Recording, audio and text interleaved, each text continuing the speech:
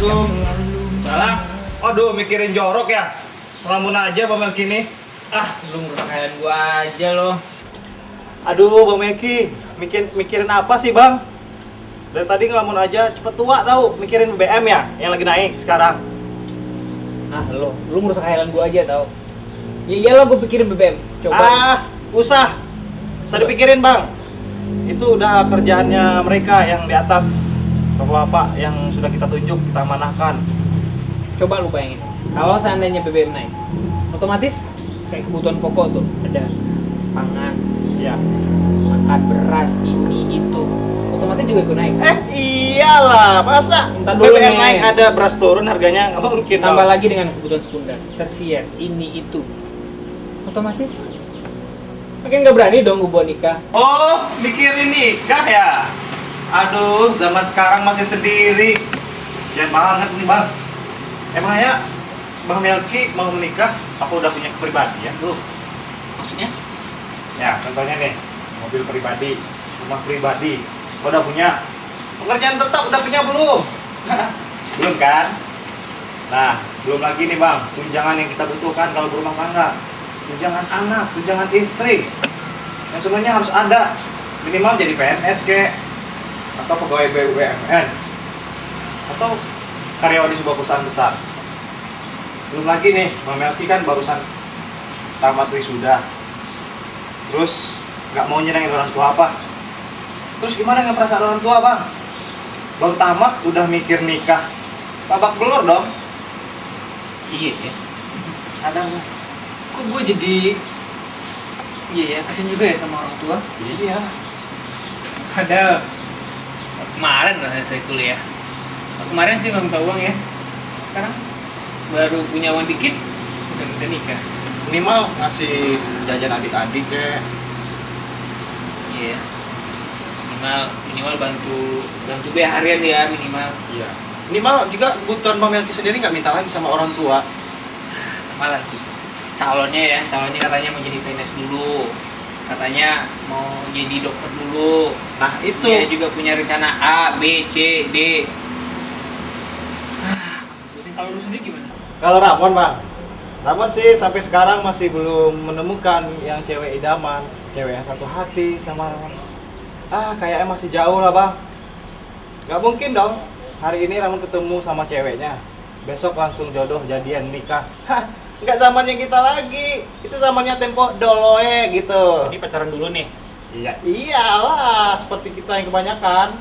Nah, belum lagi nih Bang, kakak. Kan saya punya kakak. Nggak mungkin mendahulukan dia, melangkahi kakak itu nggak benar. Belum lagi tradisi sistem jemputan. Ya, cewek-cewek bukan malah mendekat, tapi malah menjauh karena harga kita cukup mahal Bang. Tamatan wisuda. Sudah, jadi kalau kerjanya mahal harganya ya. Tapi gue pernah baca loh, sholatnya pria menikah atau orang sudah berkeluarga itu dilipat gandakan loh sama Allah. Gitu ya Bang?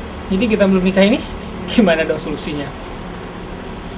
Makin pusing jadinya. Di situ tuh bukan ngasih solusi gue ya, tapi malah bikin gue pusing bicara soal Tapi itu ada pribadian solusinya loh Bang. Tapi coba apa solusinya?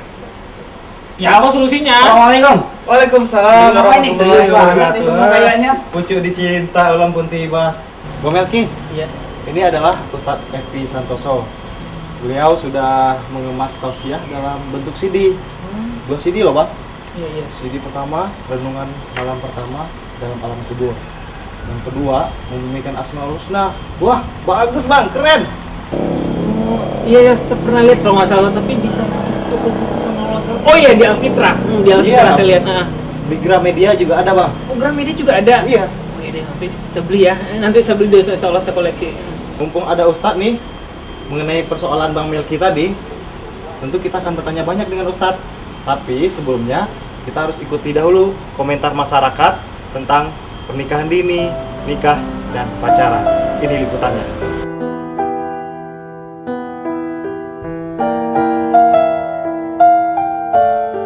Pacaran dulu karena dengan pacaran itu kita lebih mengenal lawan jenisnya kita, gimana sifatnya gitu.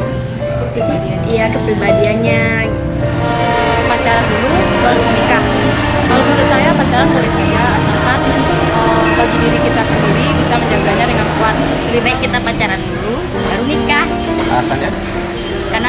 pacaran dulu, kita bisa lebih mengenal dia. Kalau seharusnya menurut syariat seharusnya dengan pacaran.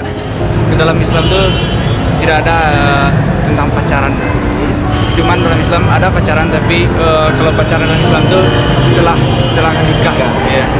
Jadi Kalau menurut saya sih, kalau pacaran sebelum nikah itu nggak banget deh. Soalnya kayak gini, biasanya kalau orang pacaran sebelum nikah sih biasanya itu mereka tuh penuh dengan kebohongan gitu.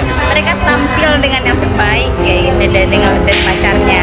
Tapi kalau misalnya kalau kita udah nikah dulu, itu kan kalau pacaran kan kita udah halal, udah sah. Jadi kalau bermesraan aja orangnya lagi kan halal kayak gitu udah. Lebih baik pacaran kan kalau pacaran tuh maksudnya lebih baik di masa remaja ini harus dibuatin dulu kan, kalau udah tahu sifatnya baru nikah. pacaran sebelum nikah wajar-wajar bang. Ya kebetulan lahir batin bang. Ya pertama, satu kebiasaan pacaran tuh kan kalau menurut orang-orang kalau enggak dia agak-agak sedikit ke negatif. Ya sekurang-kurangnya harus pegang tangan gitu bang. Ya. Kalau nggak pegang tangan nggak pacaran dong bang. Begitu. Ya itu tuh pacaran itu intinya sebenarnya nafsu bang. Nafsu. Nikah dulu baru pacaran, nggak melanggar norma agama, nggak melanggar norma inilah, teman belajar, teman saling curhat-curhatan. Karena pacaran itu kan salah satu pendekatan kita sama lawan jenis kan.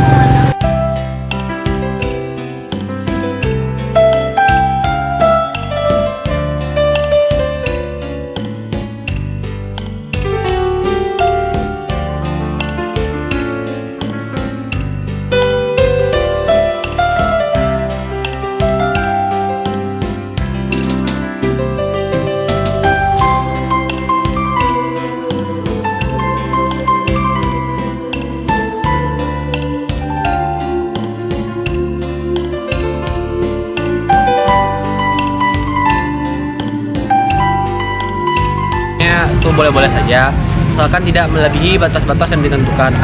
Lebih baik nikah dulu berpacaran kan. Baguslah nikah dulu. Kalau pengen ibu, dekat dulu pacaran dia. Karena supaya saling mengenal, itu mau ibu. Pacaran setelah menikah. Menikah dulu baru pacaran gitu.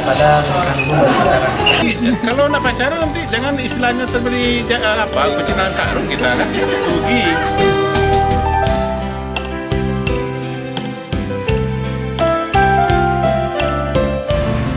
Kalau menurut saya itu nggak baik. Ya, karena nggak bagus nanti dampaknya kalau rumah tangganya nanti gitu. Pernikahan dini itu kurang bagus karena dapat mengganggu konsentrasi pada belajar. Kalau orang rumah tangga itu berat, kayak ngapain cepet-cepet nikah? Nah, kalau memang dia nggak kuat lagi, ya nggak apa-apa mungkin. Kalau memang nggak tahu kuat lagi nggak bisa ditahan ya. Bu, terima lamaran dulu, tapi selesaikan kuliah dulu. Dan apa ya, kalau orang tua saya masih persepsinya seperti ini, kerja dulu baru nikah gitu. Ya, kalau anak tanggapi ya tergantung usia juga ya. Nikah dininya seperti apa? Kalau nikah dini dalam kondisi remaja itu masih boleh dikatakan belum sesuai. Kalau seorang itu udah merasa matang, artinya dia siap, bukan sekedar hanya berorientasi materi saja dia siap, tapi dia memang siap-siap untuk membina sebuah keluarga, maka itu wajar saja. Nikah dini nggak masalah dalam kuliah.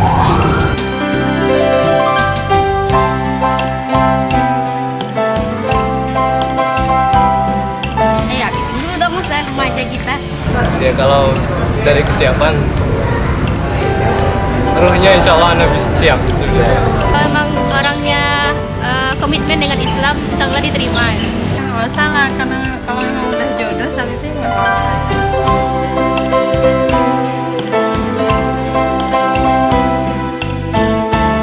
Ada target Sekitar umur 25. umur 25. Sebelum 25.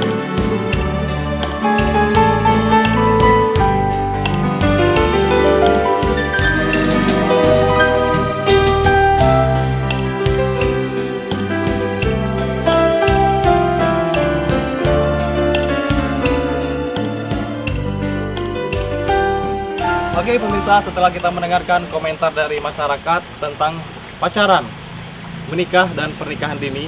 Tentu kita selanjutnya akan bertanya banyak bersama Ustadz kita. Ya Ustadz, setelah kita menyaksikan komentar tadi, kebanyakan masyarakat masih beranggapan tentang pacaran ya, masih dianggap satu-satunya satu cara ideal untuk mendapatkan pasangan yang ideal buat mereka. Mengenal juga.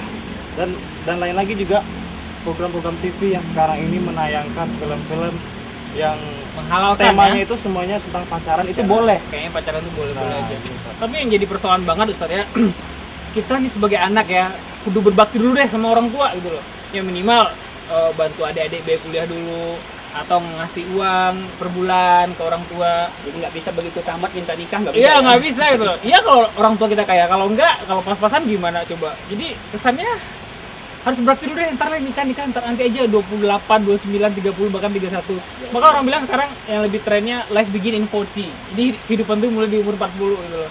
Nah, itu dah sistem finansialnya ya. Ya, sistem Belum finansial. lagi nih saat di kampung saya nih sistem pernikahan ini jemputan. Nah, kalau seorang sarjanawan ya seperti saya nih misalkan, Iya. wah pasti jemputannya lebih mahal. Iya, seperti Nah, hal ini fenomena pernikahan nih saat ya. Tapi bagusnya kita duduk aja di asik oke. ngobrol panjangnya. Oke. Oke Ustadz, nggak sabaran nih mau pengen tahu dari Ustadz tentang pacaran ini sebenarnya dalam konsep Islam itu bagaimana Ustadz?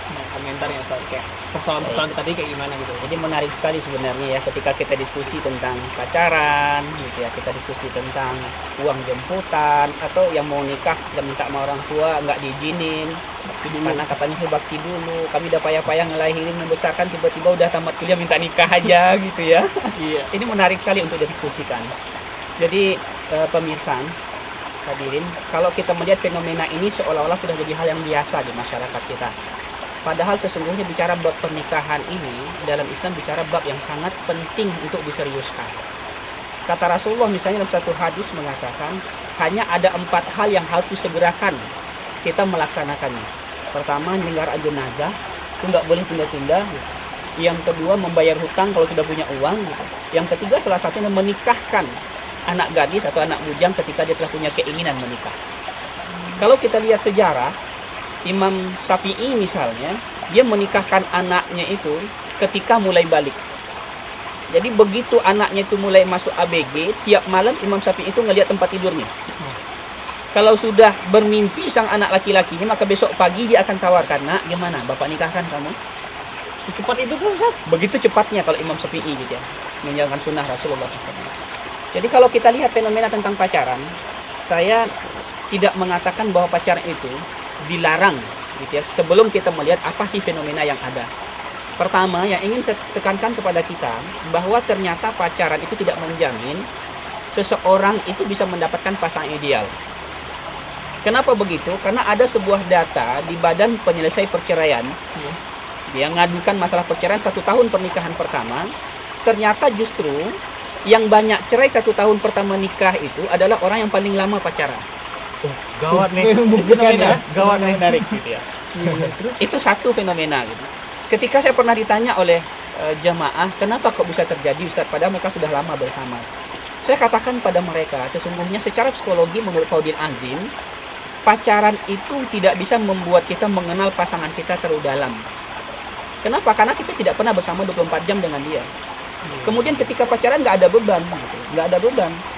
Kita ingin menikmati enaknya saja, jalan bareng, shopping bareng, gitu ya, makan bareng, gitu, ke pantai nunggu sunset. Nggak pernah ada beban bagaimana merawat bayi, bagaimana mencari harta bersama, gitu ya, atau bagaimana ketika di rumah harus urusan rumah bersama. Gitu.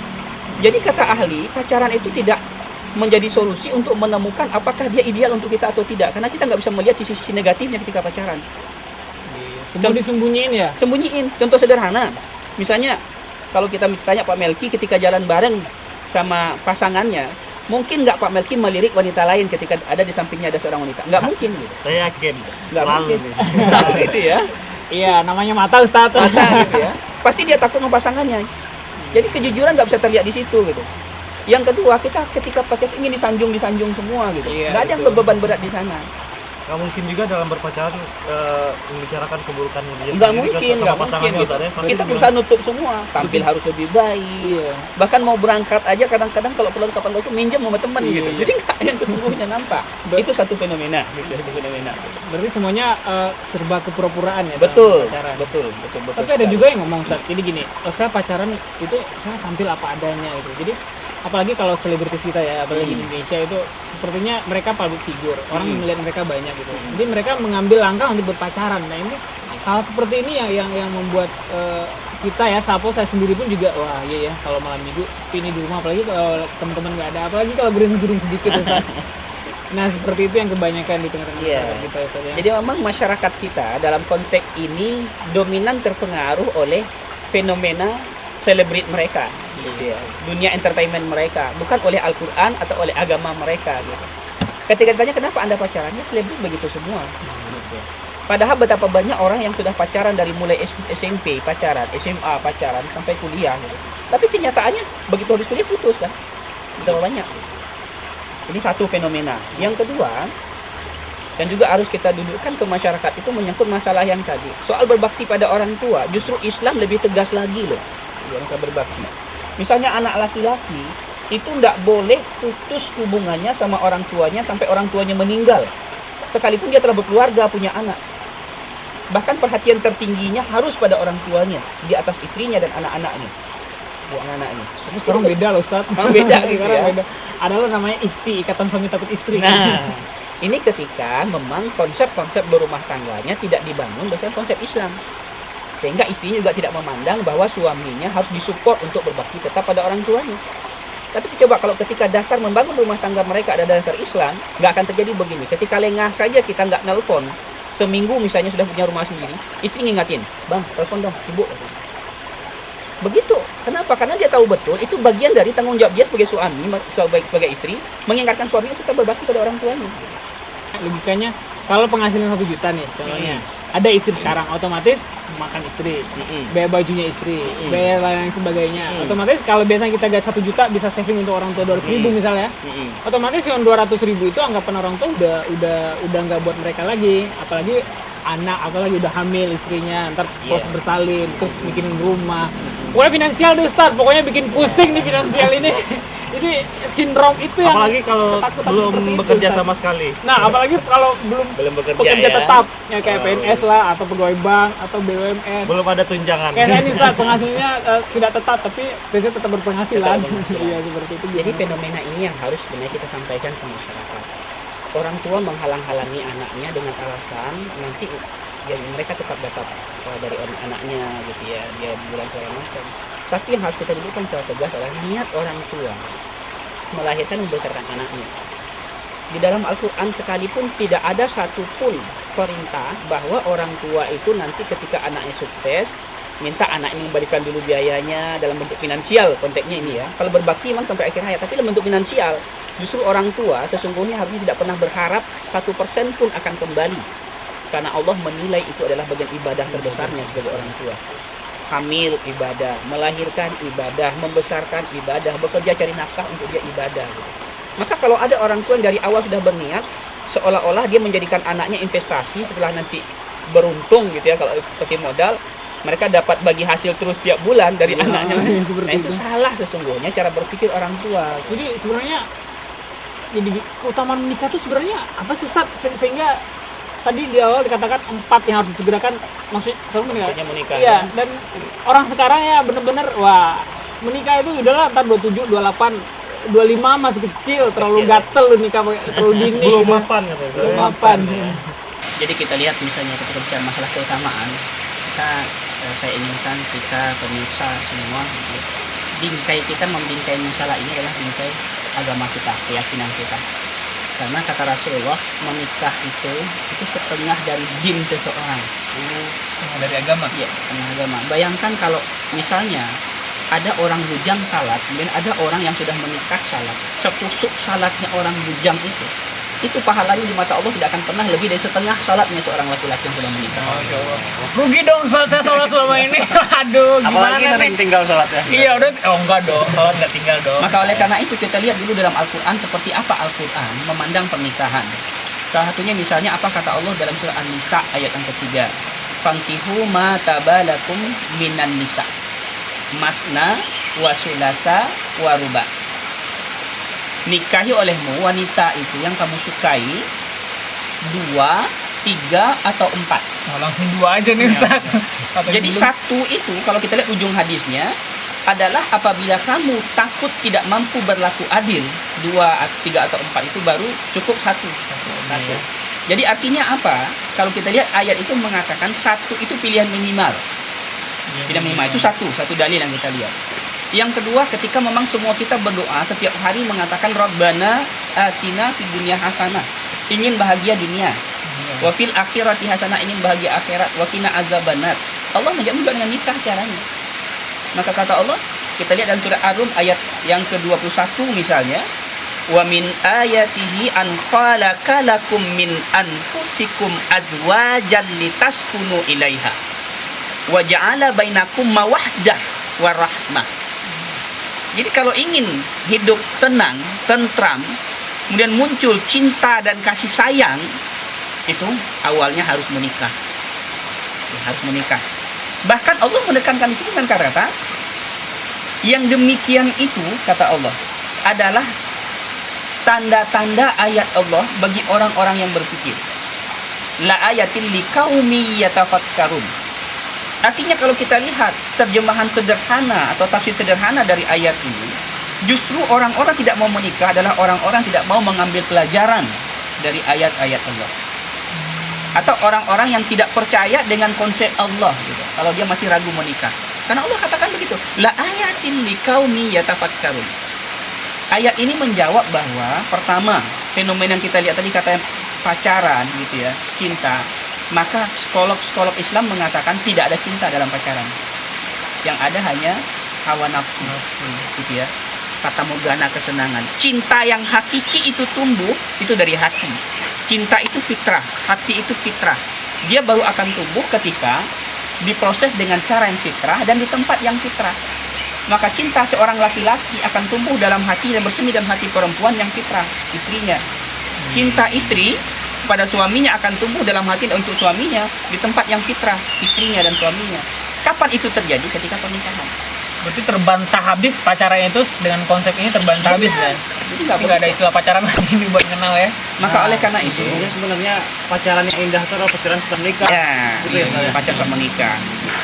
Segeralah kalian menikah, kata Rasulullah, karena dengan menikah itulah hati kalian akan tentram, pandangan kalian akan terpelihara, dan kemaluan kalian akan terselamatkan dari berbuat maksiat.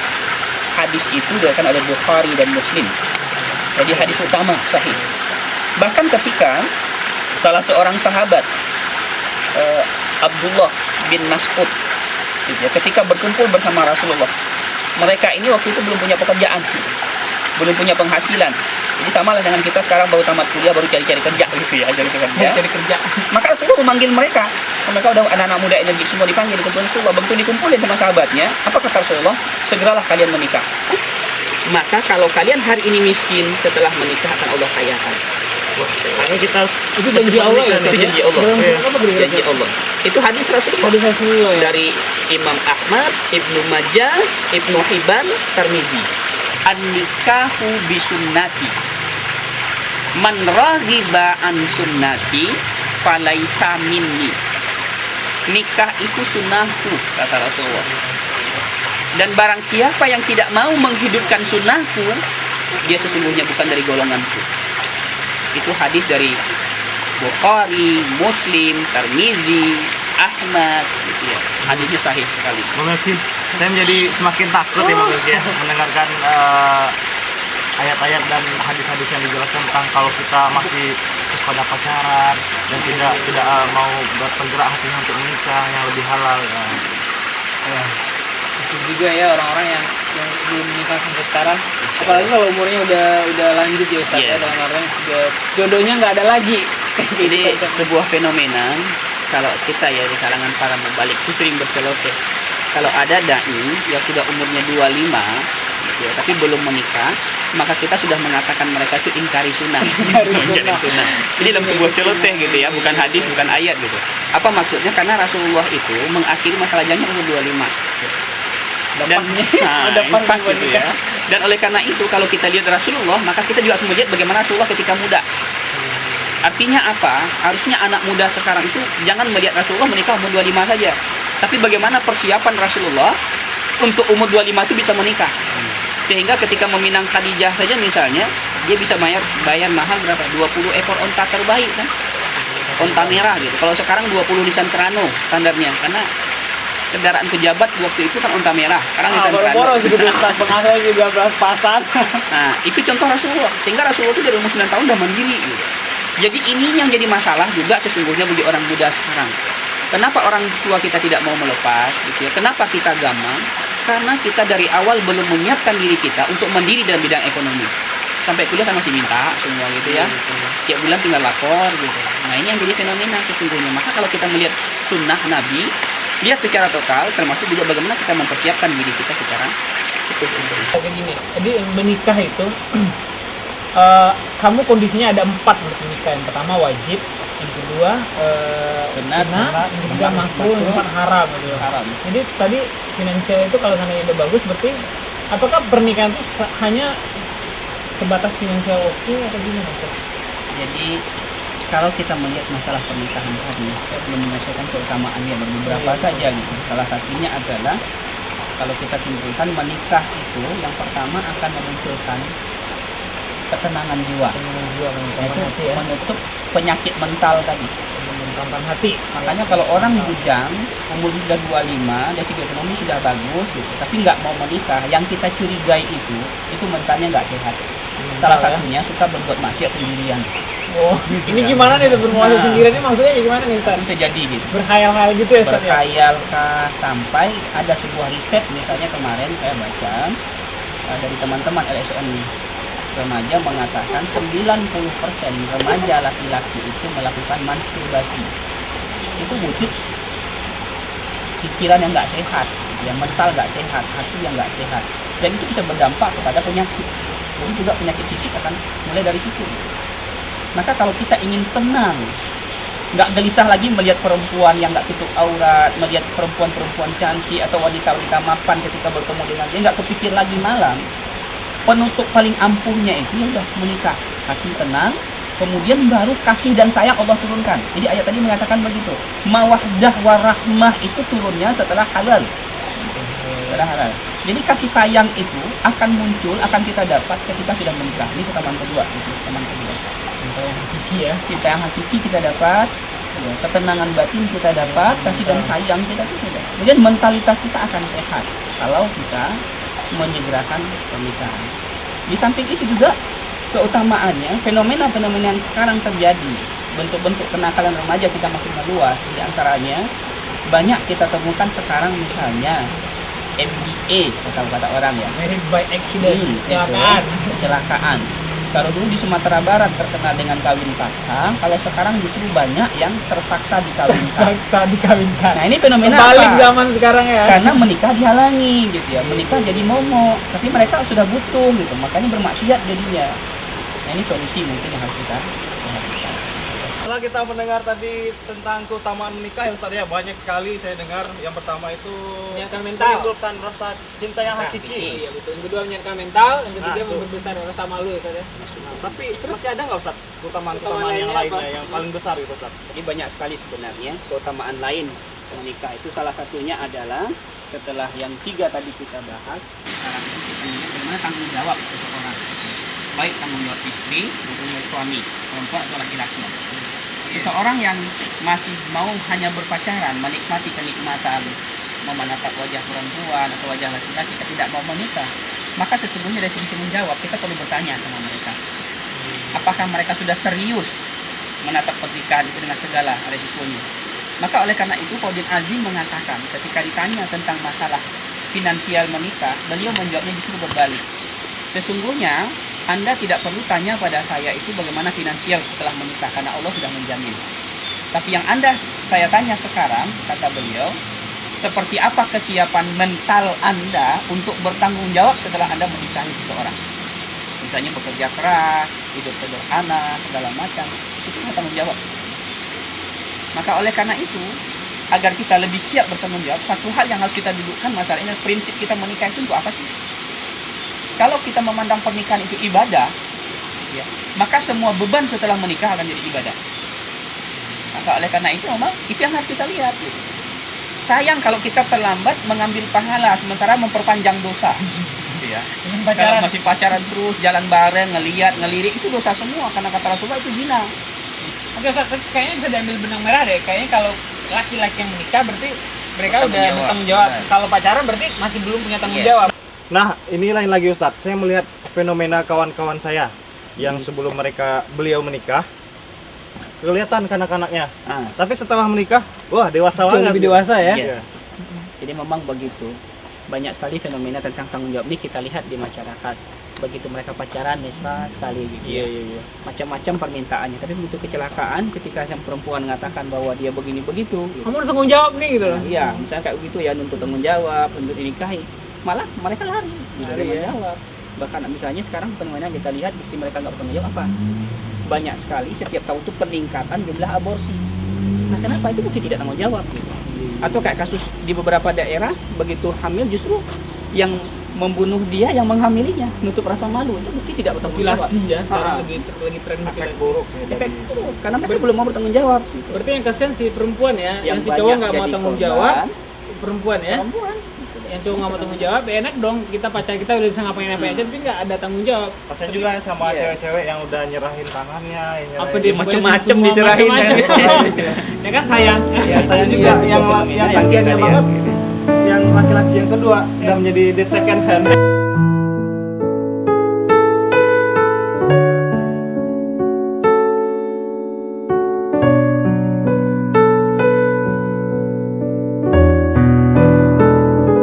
Kira-kira keutamaan lainnya apa nih Ustaz? Saking penasaran nih, tambah penasaran lagi nih setelah dirasain yang barusan. Baik, jadi sebenarnya yang lebih utama daripada itu semua, ketika kita berpikir di dunia ini bagaimana mengumpulkan ladang pahala sebanyak mungkin untuk akhirat. Ternyata ladang pahala itu sumber utamanya adalah pernikahan. Dan sekaligus ladang dosa, kalau kita nggak mengambil ladang pahala, otomatis kita ngambil ladang dosa juga karena kita gagal menikah atau malas menikah gitu ya. Apa contoh? Ketika kita anak muda ini pasti punya kecenderungan, karena Allah mengatakan laki-laki itu punya kecenderungan pada perempuan, perempuan punya kecenderungan pada laki-laki gitu. Maka kalau kita nggak menikah, ngelirik perempuan aja ke bawah pikiran itu dosa kan? Tapi coba kalau udah menikah, apa aja yang kita kerjakan berdua itu jadi pahala semua, gitu ya. Bahkan motivasi ibadah khusus kita pun meningkat ketika kita udah menikah. Contoh, selama ini kita jalan bareng dilarang dalam Islam, megang tangan dilarang, natap wajah itu dilarang. SMS malam misalnya walaupun niatnya untuk tahajud tapi belum punya kita juga nggak bener gitu ya. Nah sekarang dengan menikah itu semua pintu-pintu ibadah.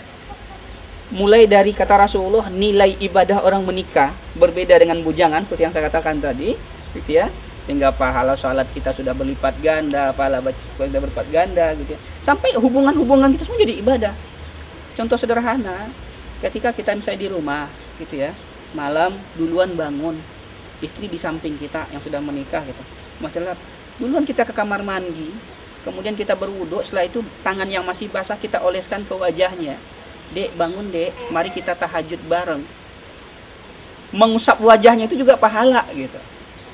Kapan perlu mengecup pipinya, nggak mau bangun juga dia dikecup dengan yang basah, wajah kita yang basah ditempelin biar dia bangun, itu juga pahala.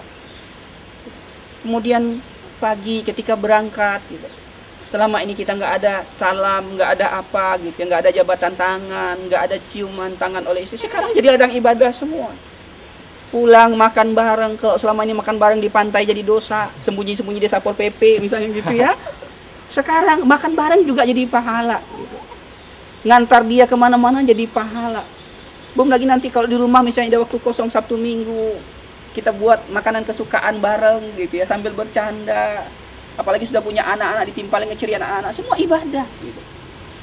Ketika mulai hamil, nahan sakit perut, beratnya perut gitu, sesaknya napas, muntah-muntah, itu semua kalau niatnya ibadah, itu ibadah subhanallah. Bahkan sampai kalau saya meninggal ketika melahirkan jihad, syahid, kata Rasulullah. Ibadahnya. Maka nggak ada pintu-pintu apapun yang kita kerjakan ketika kita memang sudah menikah. Semua kalau niatnya karena Allah, ibadah. Tapi kalau belum menikah, apapun yang kita, walaupun karena Allah, katanya saya karena Allah pacaran, nggak bisa gitu. Saya karena Allah natap perempuan, nggak bisa. Saya karena Allah membantu dia, ngantarin dia kemana-mana gitu. Misalnya, tau lah kalau masih kuliah ngantarin penelitian, ngantarin buat skripsi, ngantarin cari dosen misalnya gitu ya. Kalau belum nikah itu nggak bisa jadi ibadah. Itu dosa ya. Tetap jadi dosa gitu. Tapi kalau sudah menikah tuh semua yang kita kerjakan, mulai dari tidur sampai tidur pun, semua jadi ladang ibadah bagi seseorang ketika dia udah menikah. Gitu. Dari mulai mata melek sampai mata menjem. Iya, ibadah semua. Gitu. Masya Allah. Ini keutamaan yang luar biasa. Gitu. Setelah itu misalnya, kalau sebelum menikah keluarga kita sedikit, setelah menikah keluarga kita banyak. Dan itu juga ibadah. Silaturahim ke tempat mertua, ibadah. Gitu ya. Pamitan sama mertua juga ibadah, nelpon mertua juga ibadah, menjenguk dia ketika sakit juga ibadah gitu. Nah kalau sekarang itu punya mertua, maksudnya siapa yang dijenguk gitu? Mertua siapa gitu ya? Mertua orang lain. Nggak ada peluang ibadah itu sama kita gitu. Jadi ini keutamaan yang subhanallah sesungguhnya harus kita lihat. Dan bahkan bekerja gitu ya. Rasulullah katakan seorang suami keluar rumahnya pagi hari untuk memenuhi kebutuhan istri dan anak-anaknya. Melangkah dia dengan niat bismillahirrahmanirrahim, ya Allah saya mencari nafkah untuk istri anak saya demi engkau ya Allah, maka keluar rumahnya itu Allah nilai sebagai jalan jihad fisabilillah. Seandainya kecelakaan di jalan, tabrakan kendaraannya meninggalnya syahid karena dia berjihad di jalan Allah mencari harta yang halal, rezeki yang halal untuk anak dan istri. Itu ibadah semua coba. Kalau sekarang kita keluar apa nilainya? Gitu ya. Kalau mati Apalagi kalau keluar rumah mau pergi pacaran ya, janjian di mall atau di mojok di pantai, naudzubillah gitu. Ladang dosa semua dong Pak, kalau bujangan. Ini resiko buat kita sudah banyak berbuat dosa nih ya. Iya. Apalagi kira-kira Ustaz ininya. Keutamaan lainnya kalau kita melihat dari pernikahan itu adalah bagaimana fisik kita sehat. Ya. Kita lihat misalnya data peningkatan HIV di Irian Jaya misalnya, yang mereka banyak tidak memahami konsep Islam misalnya gitu ya. Itu kita lihat berapa tiap tahun itu peningkatan. Atau kita lihat sekarang tiap tahun peningkatan penyakit kelamin di mana-mana gitu. Awalnya apa? Pergaulan bebas kan? Ganti pasangan kan gitu. Jadi sudah rugi di ibadah, sudah rugi di fisik lagi, kesehatan fisik, penyakit lagi gitu. Kayaknya harus cepat nikah nih Ustaz. Mati masuk neraka. Mati masuk neraka ya. Bahkan dari segi fisik pun ya, saya sendiri mengalami dulu ketika mahasiswa itu saya berat badannya itu maksimal 44 kilo. Sehingga sedih sekali setiap mau donor darah itu nggak pernah mau diterima oleh PMI gitu. Nggak qualified. Nggak qualified katanya gitu ya. Nggak layak Pak, nanti pingsan Bapak. Tapi ketika habis menikah justru beban bertambah, mikirin ekonomi bertambah, tidur kurang gitu ya, kerja lebih capek. Tapi Masya Allah, karena jiwa tenang, fisik itu pun sehat dengan sendirinya gitu. Sehingga tubuh saya itu udah bertambah apa? 13 kilo, direm sekarang, takut kolesterol lagi gitu. Ini contoh keutamaan kesehatan fisik gitu. Kesehatan fisik. Apalagi ketika makan kita udah teratur, udah nyiapin ya, nyiapin gitu. Pagi dapet semua gitu ya. Sehingga memang Masya Allah lah keindahannya kalau diceritakan satu demi satu nggak bisa diceritakan sesungguhnya keindahan menikah kecuali bisa dirasakan bagi orang yang telah menikah. Kalau sekarang bikin teh masih di dapur ambil gula ya sendiri ya. Bikin sendiri. Oh pagi aduh habis subuh sholat ada. Tapi jangan niatkan istri untuk tukang bikin teh loh. Baju ada nyuciin.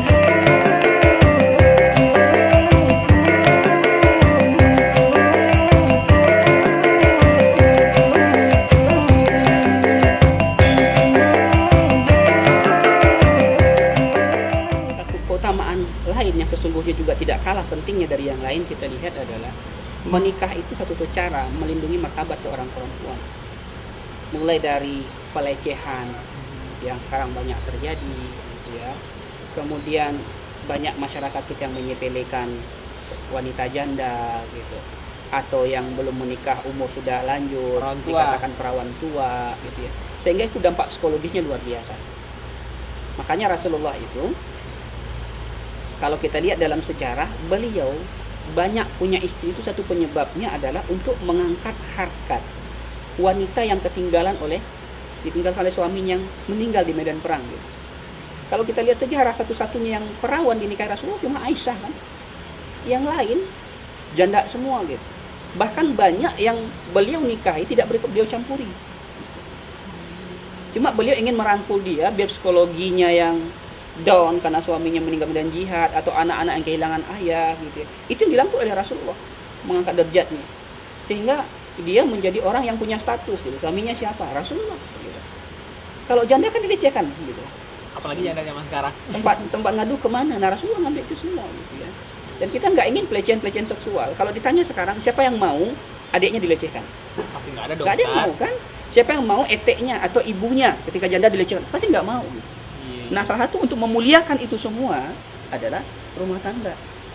Baik, jadi kalau kita melihat setelah sekian banyak keutamaan yang tadi kita jelaskan, gitu, maka satu hal yang sebenarnya harus kita tekankan hari ini, khusus di tengah masyarakat kita adalah pemahaman orang tua tentang ketika anaknya minta nikah. Gitu.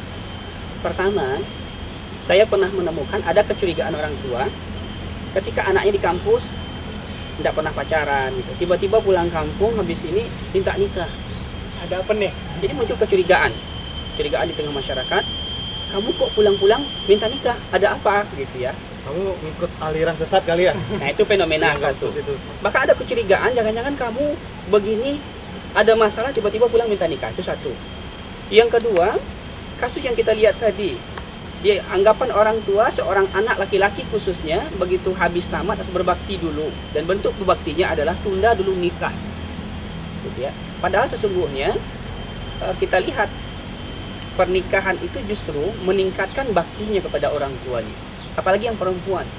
Karena kata Rasulullah SAW dalam satu hadis, apabila ada seorang tua punya anak gadis 2 atau lebih, bisa selamat diberikan oleh orang tuanya sampai ke suaminya, maka kata Rasulullah tidak ada yang paling baik untuk mereka ketika Allah sediakan sebuah istana di surga.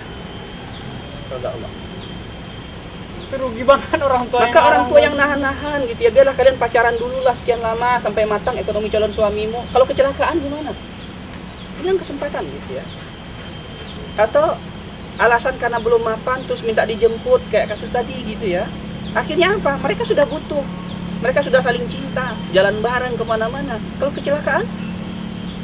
Nah, pertanyaan sederhana kalau boleh kita ajukan pada orang tua, pada ibu-ibu, bapak yang menghalangi anaknya menikah. Kalau boleh kita ajukan dengan data-data yang ada sekarang, mereka pilih mana? Anaknya menikah baik-baik, atau anaknya datang minta nikah karena sebuah kecelakaan?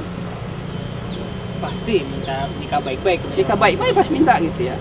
Kalau soal misalnya bahkan sekarang kesadaran orang tua di beberapa tempat justru sudah menarik gitu. Di beberapa daerah ada fenomena, saya dapat laporan, justru orang tua itu menikahkan anaknya ketika tamat SMA. Wow. Ini keren sekali. Nikahan gitu. dini ya. Nikahan dini gitu. Dinikahin tamat SMA, kemudian dengan alasan apa? Saya lebih aman melepasnya pergi kuliah, Pak, karena ada sama mendampinginya. Jadi ternyata orang tua lebih tenang kalau anaknya sudah dititipkan pada seorang suaminya gitu. Atau yang laki-laki titipkan pada istrinya, sehingga nggak perlu dipikir orang tuanya lagi. Itu satu fenomena yang kita lihat gitu ya. Kalau soal ekonomi, kalau mereka sudah paham Islam, justru sebenarnya setelah menikah pun nanti kewajiban orang tua atau tanggung jawab orang tua nggak lepas begitu saja. Coba ketika anaknya sudah menikah, mungkin awalnya mapan, tiba-tiba ekonomi berbangkrut, bermasalah, siapa yang paling dapat pertama? Pasti orang tua juga kan, repot gitu. Atau sakit, harus operasi, nggak cukup uangnya, orang tuanya juga lagi gitu. Makanya banyak orang tua yang menyadari pertama anaknya aman dan tanggung jawabnya sebagai ayah, sebagai ibu lepas gitu. Jadi nggak ada lagi dosa sama dia setelah itu. Maka mereka malah menyegerakan menikah. Ini sesuatu yang menarik. Ketika kita tanya apa alasan mereka menyegerakan menikah, alasan satu pertama, saya lebih aman melepasnya. Yang kedua, dari segi finansial, nikah atau tidak nikah, dia saya juga akan berinya ketika kuliah gitu. Ketika udah tamat juga saya akan beri, apalagi dia perempuan. Gitu. Maka sekarang saya serahkan dia sama suaminya, walaupun belum mapan ya, sebelum mapan saya bantu. Jadi ibadah buat saya jadi infak, sedekah. Batin juga dapat, batin tenang, dia nggak perlu ragu-ragu lagi. Ladang pahala, bukan ladang dosa seperti kebanyakan zaman gitu sekarang ya. Dan dia nggak cemas lagi. Lebih tentram, lebih bahagia gitu. Dan kalau ingin mempercepat kemandirian anaknya, maka harusnya orang tua menyegerakan anaknya menikah. Karena setelah itu, anak akan merasa ternyata berat loh jadi orang tua. Gitu ya. Dan saat itu dampak yang tidak bisa dielakkan adalah kehormatan seorang anak pada orang tuanya akan bertambah. Contoh ketika istri melahirkan.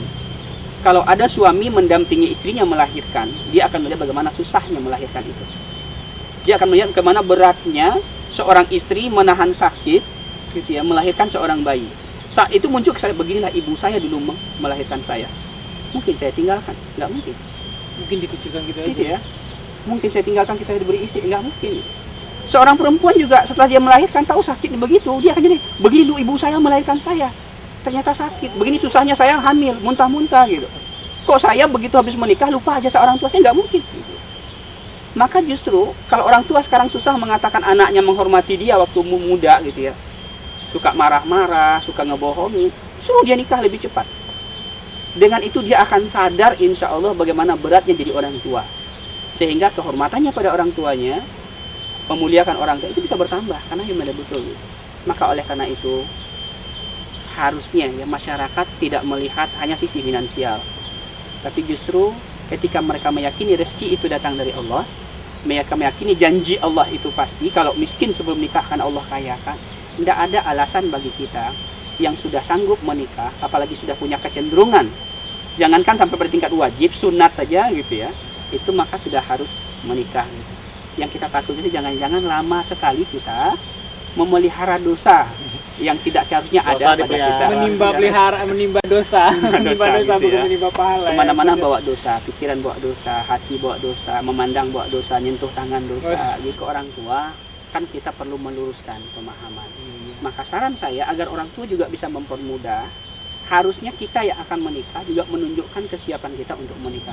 Jadi dari kita dulu ya, Ya. mental ini rasa tanggung jawab, ingin bekerja lebih giat lagi. Karena Baru kita satu bisa hal, dilihat orang dalih tua. orang tua melarang kita itu adalah mereka sayang sama kita. Iya. Mereka tidak ingin kita tambah sengsara ketika menikah. Toh sekarang aja sendiri belum sanggup, apalagi berdua katanya gitu ya. Iya. Tapi ketika kita telah menunjukkan bahwa kita bisa mandiri, bahwa kita sudah punya rencana masa depan, trik-trik ekonomi segala macam, orang tua tidak akan menghalangi. Dan satu lagi yang harus kita buktikan, kesungguhan kita itu sendiri pada orang tua kita. Jangan sekali minta, saya mau minta nikah bu, apa? Ya, kita mundur gitu ya.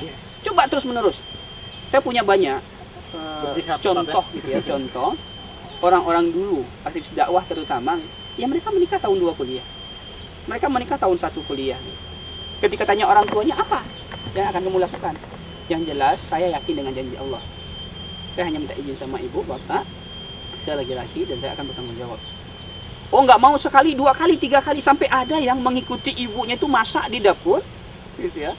Kemana-mana diikutinya, dibantunya ngurus bawang, nyuci piring, dibantu nyuci piring, masak sambil minta, boleh ya bu ya, boleh ya bu ya, boleh bu ya. Sampai gitu terus gitu. Akhirnya apa nih? Anak ngabet banget. Minta ridho. Gitu. Akhirnya apa? Diizinkan. Dan alhamdulillah ternyata sekarang sukses semua gitu. Nah, ada lagi nih Ustadz, fenomena yang lain. Orang tua melarang anaknya menikah itu dikarenakan yang pertama mungkin karena dia punya seorang kakak, jadi nggak dibolehkan menikah lebih dahulu melangkahi kakaknya. Belum kakaknya nikah. Iya. Atau juga mungkin barangkali ada satu fenomena lagi, seorang calon istri anaknya lebih tua umurnya daripada anaknya. Ini bagaimana? Ini masalah-masalah yang umum di masyarakat ya. Atau bahkan dapat janda kan, maaf ya, bahkan dapat yang janda itu malah tidak boleh sama sekali gitu loh. Fenomena di masyarakat kita, karena masyarakat kita masih melihat ukurannya itu pertama, ukuran 1, 2, 3 yang dikatakan Rasulullah. Pertama, cantik atau enggak, gitu ya. Yang kedua, kaya atau enggak. Yang ketiga, orang tuanya darah biru atau darah merah atau mungkin juga darah hitam gitu ya. Atau gingga ya. Yang keempat kan ada agamanya. Nah, ini yang sering lupa nih gitu. Agamanya. Bahkan di ujung hadisnya itu kan ada kata fazfar fi dzatiddin. Utamakan yang keempat ini agamanya. Oh, berarti yang agama bukan yang terakhir, Ustaz ya? Jadi urutannya itu ditekankan semua terakhir, cantik atau tidak, kaya atau tidak, orang tuanya ningrat atau tidak gitu. Yang terakhir agamanya. Tapi hadis itu jangan sampai di situ gitu loh. Kalau sebagai itu nanti kaya dulu, cantik dulu gitu ya. Orang tuanya darah biru dulu baru agamanya belakangan. Enggak, tapi hadisnya itu mengatakan fazfar bizatiddin. Utamakan agamanya itu, kata Rasulullah. Maka kalau agama kita utamakan, nggak ada ukuran, oh dia lebih tua daripada saya, gitu ya. Nggak jadi ukuran. Karena yang jadi ukuran pelayan itu agamanya. Soal fisik kita nggak bisa jamin kalaupun dia lebih muda. Bisa bertahan lebih lama fisiknya gitu. Apa buktinya 2 tahun menikah, rata-rata besar badannya gitu, berubah, nggak jaminan lagi. Warna kulit gitu. Atau misalnya kayak kasus tadi yang juga harus kita dudukkan di masyarakat kita. Mereka mengatakan, nanti kakak kamu nggak dapat jodoh karena kelangkahan, gitu ya, kelangkahi. Yang harus kita dudukkan ini bab akidah. Dalam surat Luqman ayat yang terakhir, Allah mengatakan bahwa jodoh itu sudah diciptakan Allah jauh sebelum kita dilahirkan ke muka bumi ini. Tugas kita tinggal sekarang mencarinya dengan proses yang islami. Itu makanya kalaupun pacaran sekian lama, kalau nggak jodoh putus menjelang menikah gitu. Banyak cara. Malah tiba-tiba aja sekali ngelihat jadi gitu ya. Karena memang itu jodoh yang diciptakan Allah gitu. Maka oleh karena itu nggak ada hubungan jodoh dengan adiknya duluan.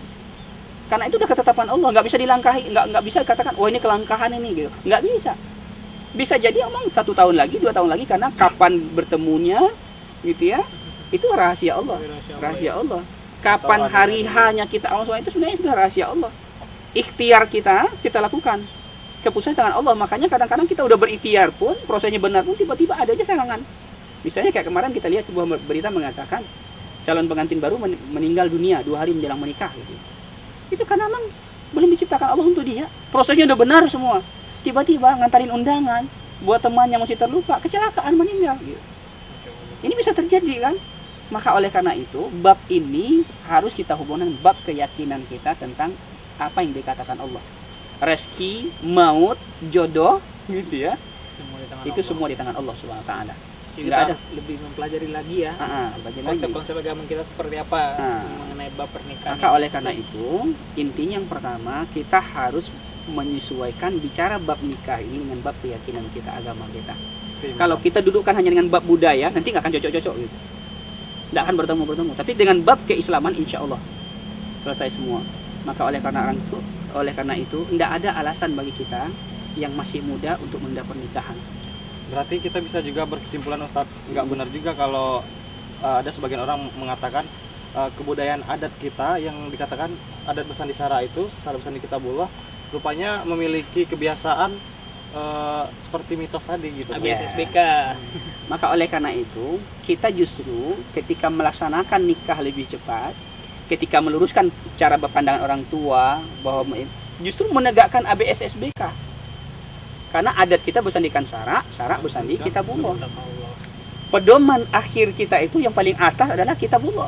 Kalau Kitabullah udah mengatakan boleh, nggak ada hubungannya, nggak ada janji segala macam di situ, nggak ada hubungan adik melangkahi kakak terus nggak apa jodoh, itu ayat tadi gitu.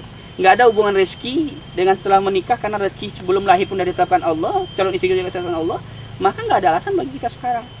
Kalau benar kita ABSSBK, ya sudah. Yang pertama yang muda segerakan menikah, orang tua jangan halangi anaknya untuk menikah. Rumusan matematik itu nggak ada saat ya? Nggak ada matematik di situ gitu. Sahabat, dengarkanlah nasihat agar kau selamat dunia dan akhirat. Jangan tergoda tipu daya dunia yang selalu menyesatkan manusia. Nah, oke, setelah kita melihat keutamaan menikah tadi bahwa menikah itu ladang pahala, tapi masih ada kecemasan nih, kecemasan hati untuk menyegerakan menikah gitu. Kita ada kiat-kiat untuk apalagi kecemasan finansial ya utamanya. Nah, kiat-kiat seperti apa nih Ustaz yang bisa diberikan ke kita nih yang lagi cemas-cemas khawatir nih? Baik, semua nggak Pak Melki dan Lemon aja ya yang cemas. Iya, yang lain juga. Mulai itu ketika selera kita ingin menikah segera, tapi nasyid pun mengatakan ada maju mundur juga mikirin setelah ini kita mau makan apa gitu, mau usaha apa, jadi PNS belum, gaji tetap belum gitu ya. Oleh karena itu, kepada siapapun sesungguhnya yang punya perasaan yang sama seperti itu ya, ketika ingin menikah, ada beberapa hal sederhana yang harus kita dudukkan lebih awal dalam diri kita. Pertama, menyangkut masalah keyakinan itu sendiri. Janji Allah dalam Al-Quran banyak sekali. Ketika kita ingin beribadah, ketika kita ingin menyempurnakan agama, ketika kita ingin membangun sesuatu yang disyariatkan oleh Allah, maka kata-kata min haitsu la yahtasib, Allah akan datangkan kepadanya sesuatu yang datangnya dari tempat yang tidak disangka-sangka. Banyak sekali, sampai 3 ayat berturut-turut Allah sebut begitu. Siapa yang bertawakal kepada Allah dalam usaha kebaikannya, min haitsu la yahtasibnya ada, kemudian Allah bantu dari tempat yang tidak disangka gitu ya. Itu banyak sekali kasus seperti itu. Maka satu hal yang nggak bisa kita logikakan adalah sekarang saya masih bujangan nih, pendapatan saya baru hanya sekian, untuk sendiri aja nggak cukup. Gimana nanti kalau saya udah berdua harus sewa rumah gitu ya? Gimana kalau istri udah hamil harus nyiapin melahirkan segala macam?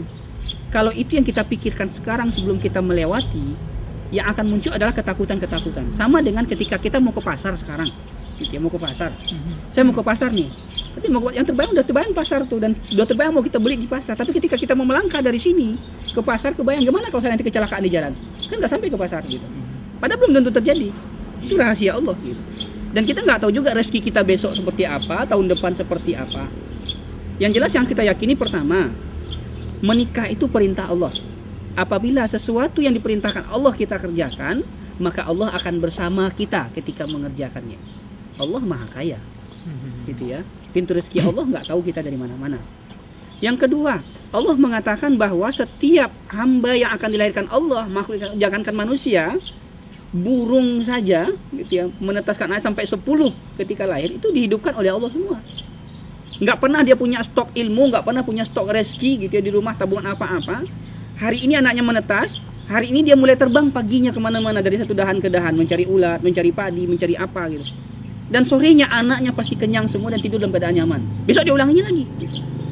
Maka faktor pertama yang harus kita dudukkan adalah faktor mentalitas. Keyakinan kita bahwa rezeki saya di tangan Allah, rezeki istri saya dengan Allah, rezeki calon anak saya juga di tangan Allah. Saya sekarang ya Allah beribadah, menyempurnakan agamamu, melaksanakan syariatmu. Kalau nanti kita miskin, minta sama Allah untuk dikayakan setelah itu. Makanya salat duha aja begitu doanya, gitu ya. Kalau rezeki kami jauh, ya Allah dekatkan. Kalau dari atas turunkan, kalau dari bawah naikkan. Kalau dia sempit lapangkan, sedikit banyakkan. Kalau haram halalkan. Kan begitu doa kita. Allah itu malu. Dalam satu hadis qudsi dikatakan oleh Allah kepada Rasulullah menyampaikan pada sahabat, Allah itu malu kepada seorang hamba yang menagih janji Allah dengan air mata. Maka ketika kita miskin habis menikah, ya Allah mudahkan rezeki kami. Kami laksanakan kerjaanmu, kami kembalikan kepadamu. Insya Allah, saya pribadi mengalami menikah itu tidak dengan modal. Kalau orang bilang modalnya mulai dari nol, saya mulai dari minus. dari minus gitu. Ngutang nih Ustaz. Ngicem semua gitu, ngutem semua gitu ya. Tapi ternyata itu setelah menikah, Masya Allah banyak sekali kejutan-kejutan yang kalau diangkakan matematik, pendapatan saya sebelum menikah waktu masih bujangan tamat kuliah, dengan rata-rata sekarang juga tidak punya pekerjaan tetap gitu ya, itu mungkin sekitar 3.000 kali lipatnya ada gitu. 3.000%-nya 3.000%-nya ada gitu. Dari mulai bujangan susah sekali cari uang gitu, begitu baru niat menikah tuh nampak jalan-jalannya. Begitu udah menikah banyak kemudahan, begitu punya anak lain lagi, Masya Allah gitu ya. Itu bab pertama. Maka perkokoh keyakinan kita pada Allah.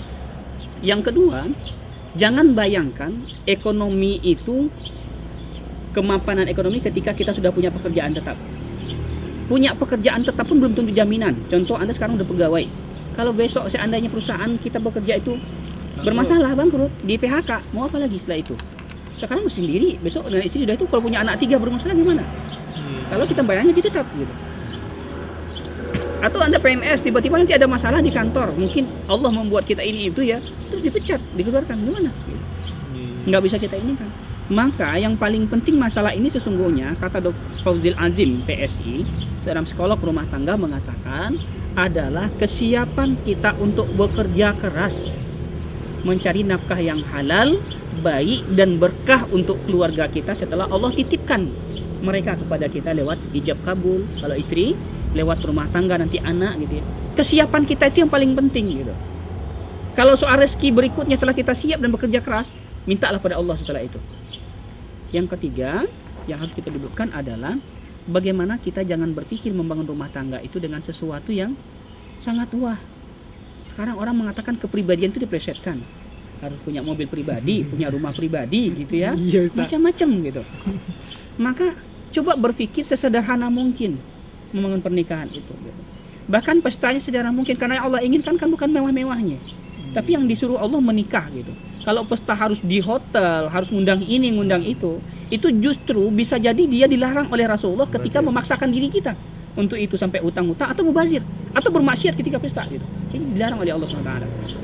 Maka oleh tadi ciptaan sederhana.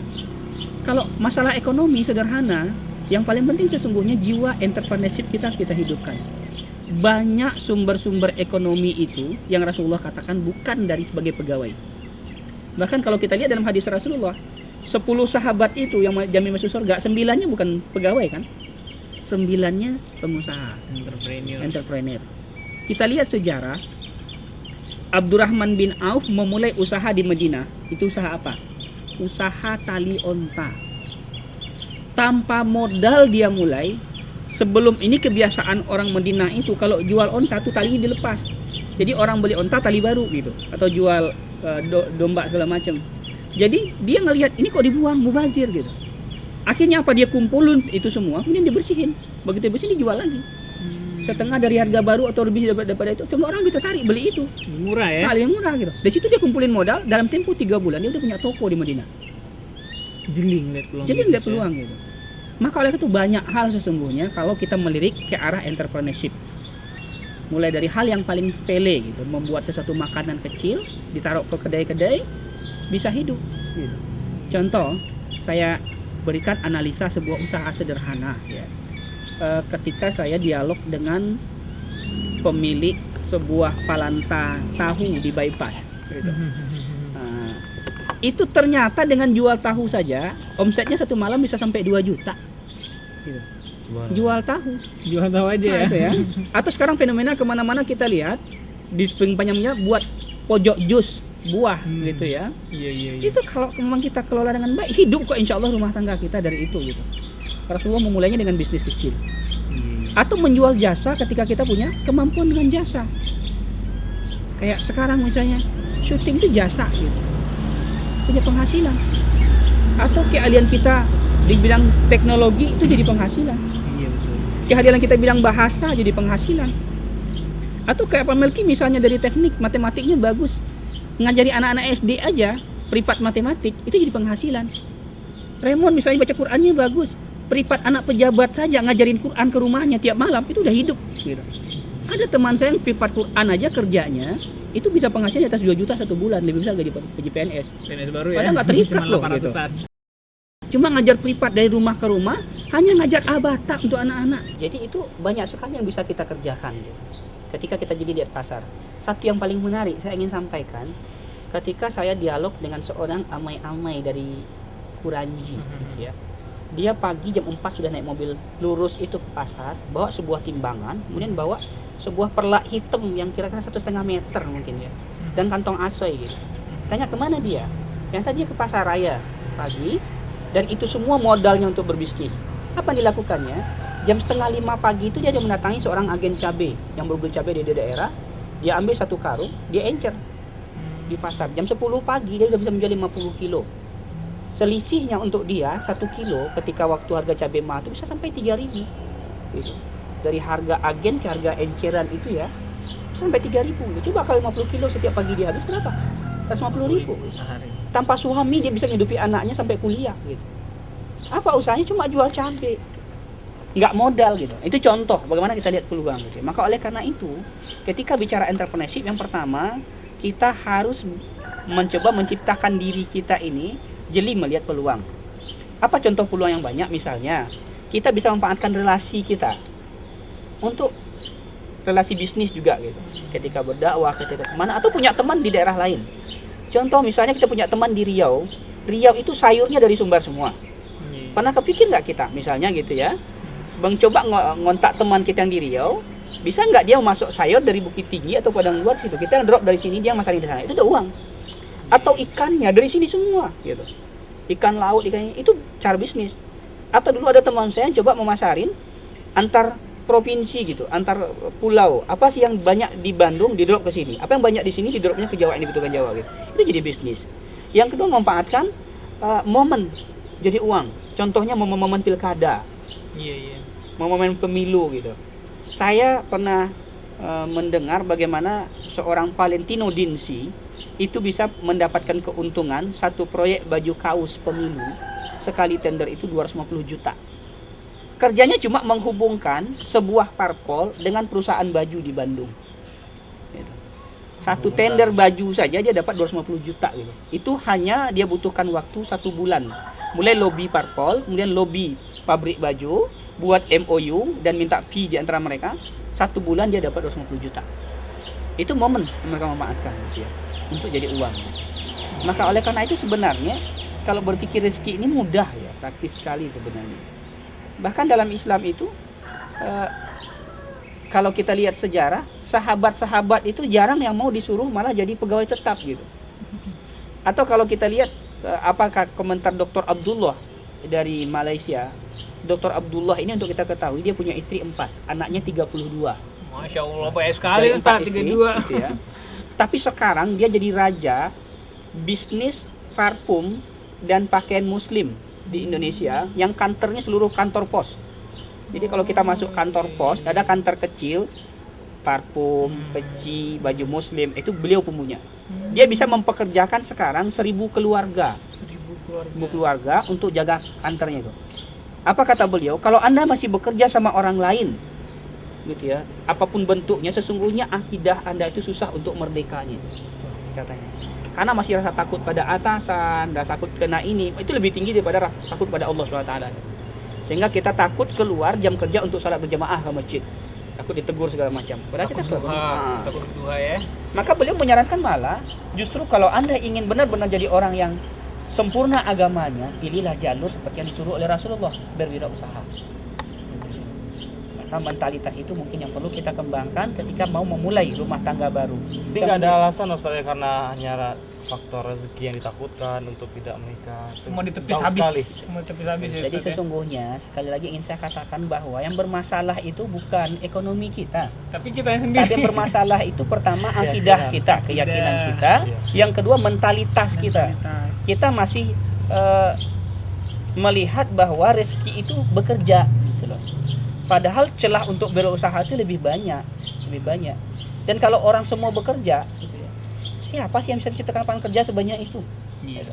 Bahkan Indonesia aja sekarang misalnya sarjana yang terserap untuk bekerja formal setiap tamat itu hanya 16%.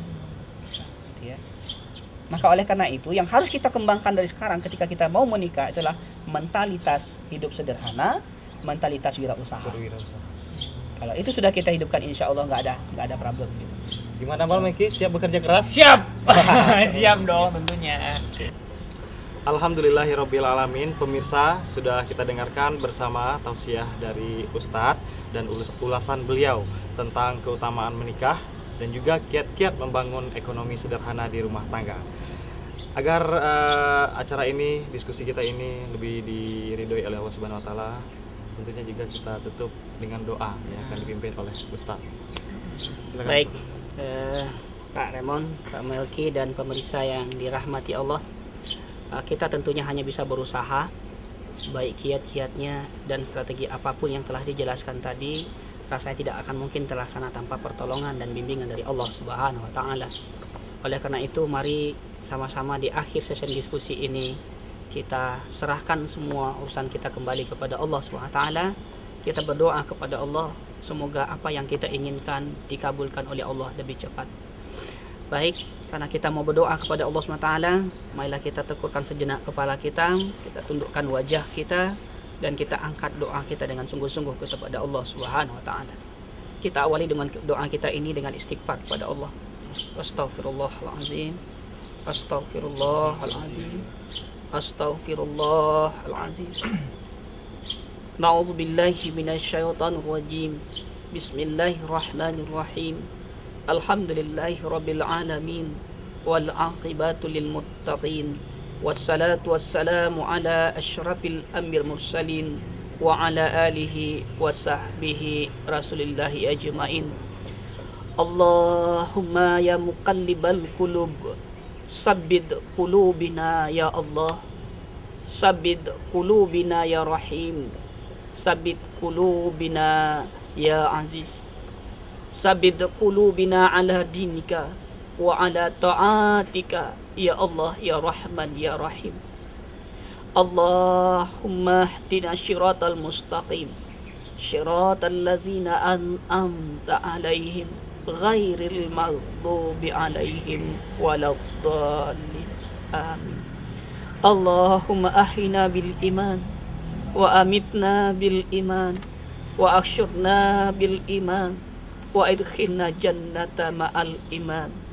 Allahumma syabbitna ma'al iman wa akhrijna minad dunya ma'al iman wa khadim lana minal jinni ma'al iman. Rabbana ighfir lana wa liwalidayna warhamhuma kama rabbayana shighara wa li jami'il muslimina wal muslimat wal mu'minina wal mu'minat al ahya'i minhum wal amwat wa ya qadiyal hajat bi rahmatika ya arhamar rahimin. Ya Allah, ya Rahman, ya Rahim, ya Aziz, ya Syakur. Pada kesempatan ini ya Allah, kami semua yang ada di bumi-Mu ini ya Allah, menundukkan tangan, menundukkan wajah, mengangkat tangan kami kepadamu.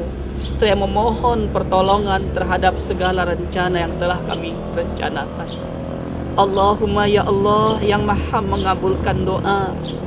Kami adalah hamba-hamba-Mu yang lemah. Hari ini hanya bisa berdiskusi tentang begitu utamanya pernikahan di mata Allah dan di mata Rasul-Mu. Hari ini kami hanya bisa berdiskusi tentang bagaimana langkah-langkah yang harus kami lakukan agar kami segera bisa menyempurnakan setengah dari agama-Mu. Agar kami segera terlepas dari maksiat-maksiat wajah, pandangan, mulut, pendengaran, kaki, tangan, dan hati kami ketika kami masih membujang seperti ini. Allahumma ya Allah, oleh karena itu ya Allah, Engkau zat yang maha mengabulkan doa. Engkau zat yang maha menetapkan takdir setiap hamba. Ya Allah, hari ini kami mohon kepadamu, tetapkanlah keyakinan kami tentang ayat-ayat-Mu dan sunnah-sunnah Rasul-Mu, agar kami tidak lagi meragukan tentang keutamaan-keutamaan menikah yang Engkau ceritakan dalam ayat-ayat-Mu dan disampaikan oleh Rasul-Rasul-Mu, agar kami tidak ragu-ragu lagi untuk melangkah, untuk memulai menapaki bahtera rumah tangga yang sampai sekarang mungkin masih banyak keraguan dan ketakutan yang menimpa hati kami. Yang sesungguhnya kami tahu, keraguan dan ketakutan itu adalah cara-cara syaitan untuk memperlambat, bahkan menghalang-halangi kami untuk beribadah di jalan-Mu. Allahumma ya Allah, mudahkanlah urusan kami dalam bab ini, urusan saudara-saudara kami dalam bab ini.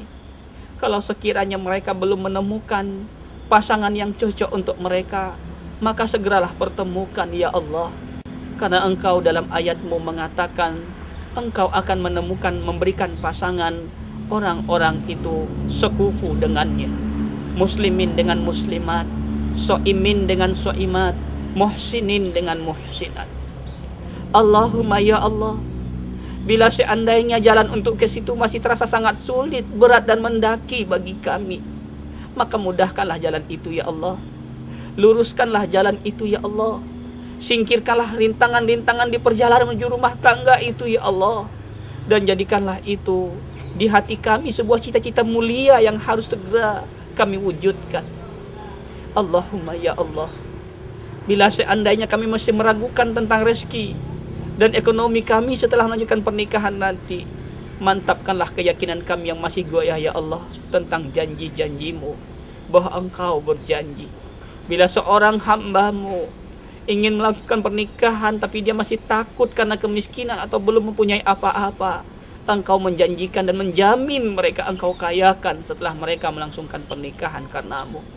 Allahumma ya Allah, kuatkanlah iman kami, bersihkanlah hati kami, luruskanlah cara pandang kami, dan singkirkanlah semua penghalang bagi kami untuk mewujudkan cita-cita mulia ini. Rabbana atina fid dunya hasanah wa fil akhirati hasanah wa qina azabannar. Allahumma ya Allah, kami ingin hidup bahagia dengan berumah tangga. Kami ingin melengkapi kebahagiaan kami dengan Engkau titipkan kepada kami anak-anak yang menunjukkan mata, yang kelak bisa menjadi imam bagi orang-orang yang bertakwa. Ya Allah, mudahkanlah semua itu, karena Engkaulah yang maha menetapkan. Kabulkanlah semua doa kami, karena Engkaulah yang maha mengabulkan. Singkirkanlah semua penghalang dari jalan kami untuk menapaki bahtera yang bernama rumah tangga ini bagi saudara kami yang sampai hari ini belum melangsungkan pernikahannya. Subhana rabbika rabbil izzati amma yasifun, wassalamun alal mursalin, Walhamdulillahirabbil alamin. Pemirsa, alhamdulillahirabbil alamin, sudah kita lantunkan doa kepada Allah Subhanahu wa taala. Semoga saja diijabah dan dikabulkan oleh Allah Subhanahu wa taala. Amin ya rabbal alamin. Nah, juga nanti diskusi ini mudah-mudahan memberikan motivasi kepada kita yang belum menikah dan juga kepada orang tua agar berubah pola pikirnya ke depan sehingga dikasih izin anak-anak beliau atau anak-anak mereka untuk segera menikah, ya Ustaz ya. Ya. Demikian saja diskusi kita kali ini dengan tema sudah saatnya untuk menikah. Mohon maaf jika ada kesalahan-kesalahan kata dan kami akhiri dengan wassalamualaikum warahmatullahi wabarakatuh.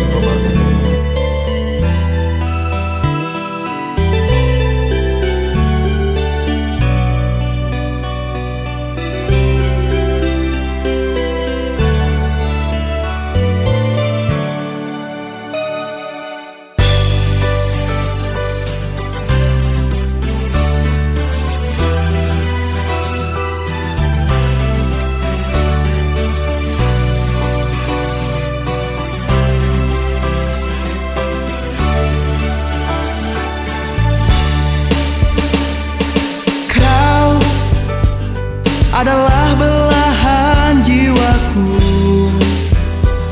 yang selalu menemaniku di saat ku dekat dan jauh.